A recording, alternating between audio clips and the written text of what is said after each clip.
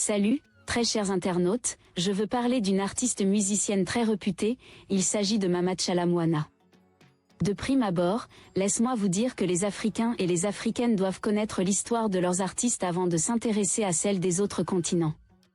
Il y a un adage français qui dit que la charité bien ordonnée commence par soi-même. Si les autres continents parlent de la carrière de notre Mama Tchala, donc les Africains sont obligés de connaître aussi Myriam Makeba, Bella Bello, O.M. Katloum, Manu Dibango, Franco, Tabouley, Ebo Alotin et bien d'autres. D'ailleurs, il serait mieux que les autorités compétentes puissent inclure dans les programmes scolaires et universitaires la musique africaine contemporaine. Aujourd'hui je vous parle d'une fameuse artiste musicienne africaine qui est au sommet de la musique africaine. Elle complète déjà une année depuis sa mort le 10 décembre 2022. Si elle était en vie, aujourd'hui elle aurait 65 ans d'âge. Il serait merveilleux que les jeunes Africains aient connaissance des musiciens africains, car cela contribuerait à renforcer leur compréhension de la diversité culturelle et musicale du continent. Cependant, c'est aussi normal que tout jeune Africain connaisse ces artistes, car l'Afrique est immense et diversifiée, avec des milliers d'artistes talentueux, chacun avec sa propre histoire, son style musical et son influence. Avant d'avancer à l'amont de ce sujet, nous vous supplions de commenter, s'abonner et de partager cette vidéo. Car l'humanité se rappellera un jour d'une artiste qui s'appelait Mama Tchala dans ses annales. Merci beaucoup. Nous y croyons. Mais qui est vraiment cette femme? Où est-elle née? Quel est son parcours? Comment est-elle arrivée à faire un travail de fourmi rouge pour atteindre l'apogée de sa carrière professionnelle? Restez attentifs, nous allons vous donner tous les détails au cours de cette émission. S'il vous plaît ne zappez pas, alors, allons-y les gars. Elisabeth Tchala Mudikai, plus connue sous le nom de Tchala, née le 13 mars 1958 à Lubumbashi et décédée le 10 décembre 2022 à Kinshasa. Célibataire et sans progéniture, est une chanteuse, danseuse, productrice, actrice, patronne de l'orchestre Dynastie Mutwashi. Elle fait partie du lot d'artistes congolais qui ont hissé très haut le drapeau congolais sur l'échiquier musical international. Originaire du Kasaï occidental, Tchala est célèbre pour avoir modernisé et vulgarisé le folklore du peuple Luba, le Mutwashi. Elle est appelée par les Congolais Mamou National, en français la mère de la nation, et surnommée la reine du Mutwashi par ses fans.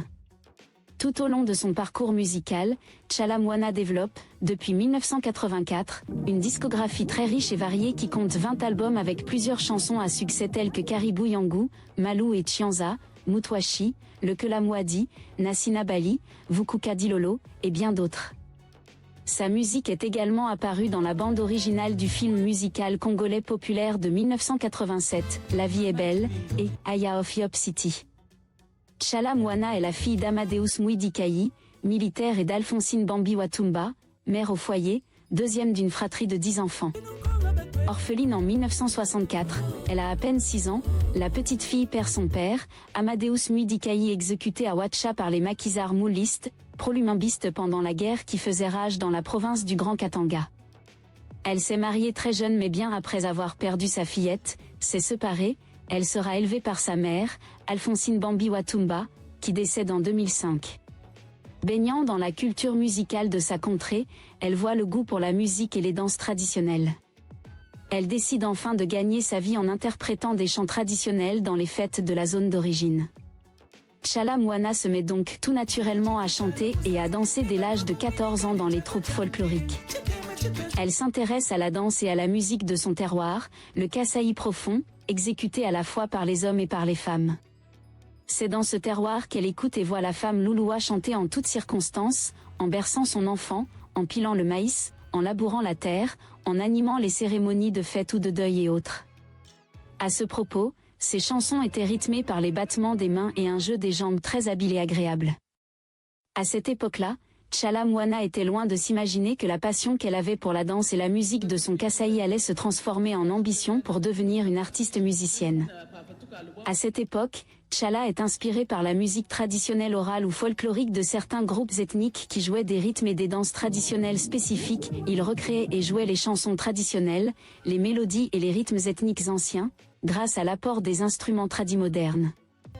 On se rappelle des ensembles folkloriques comme Baloukin, d'origine louloua, Kassé occidental, Madikas, Madimba du Kassé, d'origine Louba-Loubilangi, Kassé oriental, Bassokin, Bassongé de Kinshasa, d'origine Songé, Kassé oriental, Kintweni, et Kintweni Soukissa, d'origine Yombé du Bas-Congo, Kibandanzila, Kwilu, Bandundu, Angundele, Mbouza, Équateur, Lokombe, Tetela, Kassé oriental, Banodéon, Teke, Kinshasa, Mablé Elissi, Mongo, Équateur, Minganzi, Pandé, Bandundu, et bien d'autres. Déjà à 8 ans, elle chante à l'église du camp militaire de Kibambé à Lubumbashi. Elle s'intéresse à la danse et à la musique de sa région, le Kassé. Cet intérêt exprimé se transforme plus tard en ambition. En 1976, elle a 18 ans et quitte Kananga pour Kinshasa. Dès son arrivée dans la capitale congolaise, elle est fascinée par les prouesses des jeunes danseuses qui accompagnent les grands orchestres de l'époque, comme Afriza et Hockey Jazz. Il s'agit bel et bien des Rocherettes de l'Afriza de Rochereau, des Francorettes de l'Hockey Jazz, des Tigresses de l'orchestre Les Redoutables d'Abeti Masikini. Elle est également très fascinée par les voix des idoles féminines congolaises des années 1970 telles que Abeti Masikini, Mpongo Love et bien d'autres. Elle participe ensuite aux équipes chorégraphiques de Taboulay Rochereau et Franco, deux grands noms de la rumba congolaise. En 1977, Tchala Mwana démarre sa carrière musicale à Kinshasa en tant que danseuse et choriste dans l'orchestre Tcheke Tcheke Love, de son idole féminine Mpongo Love. Après un certain temps, elle quitte cet orchestre pour s'essayer dans la chanson en Chiluba, sous le coaching de Laurent Galland et de Rachid King, produisant finalement 2,45 tours. Un an plus tard, 1978, elle fait un petit passage chez la tantine Abeti Masikini. C'est à cette période qu'elle commence à réadapter le Mutuashi traditionnel, une danse et un rythme de l'ancien royaume Luba dans le Kasaï, sa région natale au centre de la République démocratique du Congo, RDC. Déterminée à démontrer son talent de danseuse, Tchala Mwana rejoint le groupe Minzoto Wela Wela. Mais faute d'encadrement, elle ne parvient pas à briller. Ayant du mal à briller dans le paysage musical de Kinshasa dominé par la rumba en lingala, elle décide d'aller chercher ses marques en Côte d'Ivoire et les pays voisins où les disques et les concerts ont contribué à élargir sa popularité. En 1980, elle part en tournée en Afrique de l'Ouest. De Brazzaville, elle se rend au Nigeria, au Togo et en Côte d'Ivoire.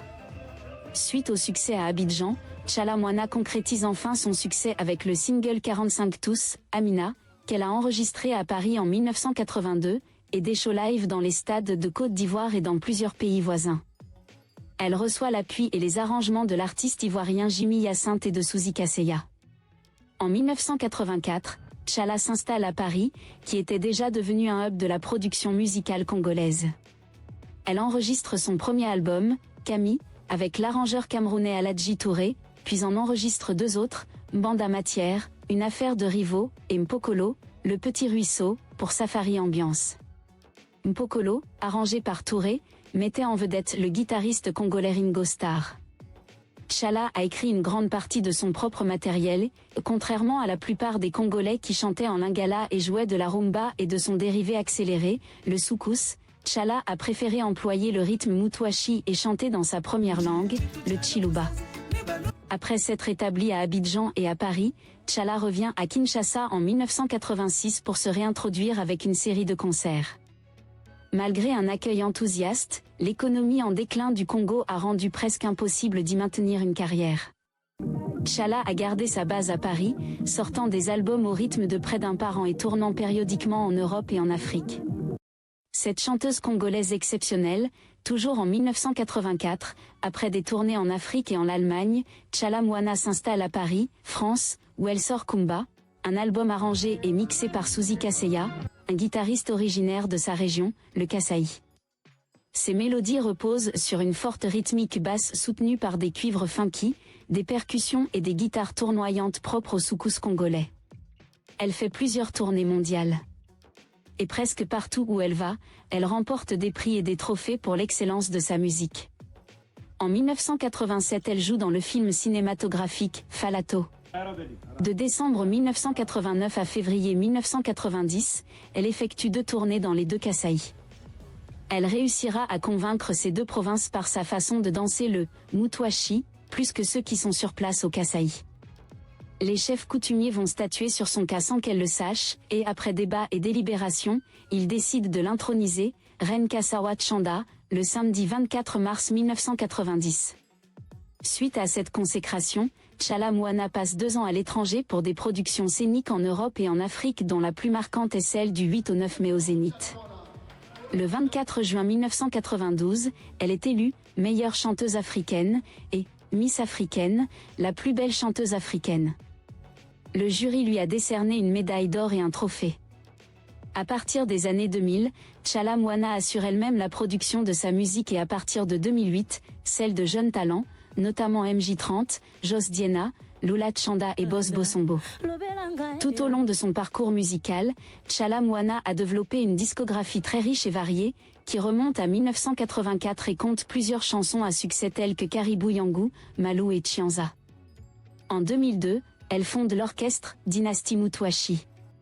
Elle a un répertoire riche, à savoir 1984, Banda Matière, 1985, Kami, Nassina Bali et Mpokolo, 1987, La Divine et Antidote, 1988, Munanga et Bidouaya, 1989, The Best of Tchala Moana, 1992, Yombo, 1993, Elako, 1994, Ntambwe, 1996, Mutwashi, 1997, Kachawaya, 1999, Pika Pandey, 2002, Dinanga, 2003, Malou, 2004, Chanza, 2006, Mamou National, 2 volumes, 2007, Chikunafu, 2008, Encore et toujours, 2009, Sikila, 2013, Vundula, 2015, Lunzanza, 2016. Cour des Grands, 2018, Don de Dieu. Et finalement en 1989, le film Falato de Mamadou Cissé.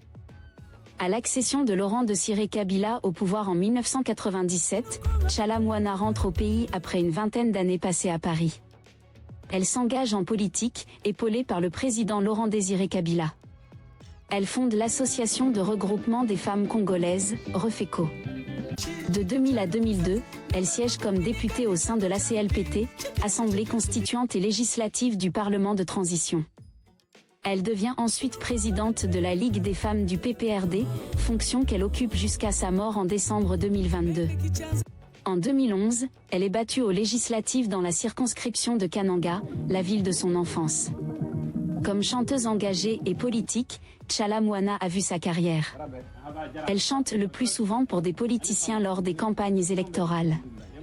Elle fait des chansons pour l'ancien président Laurent Désiré Kabila mais aussi le fils de ce dernier Joseph Kabila qui avait succédé à son père. Son soutien au président Joseph Kabila lui a valu l'inimitié des opposants à ce dernier.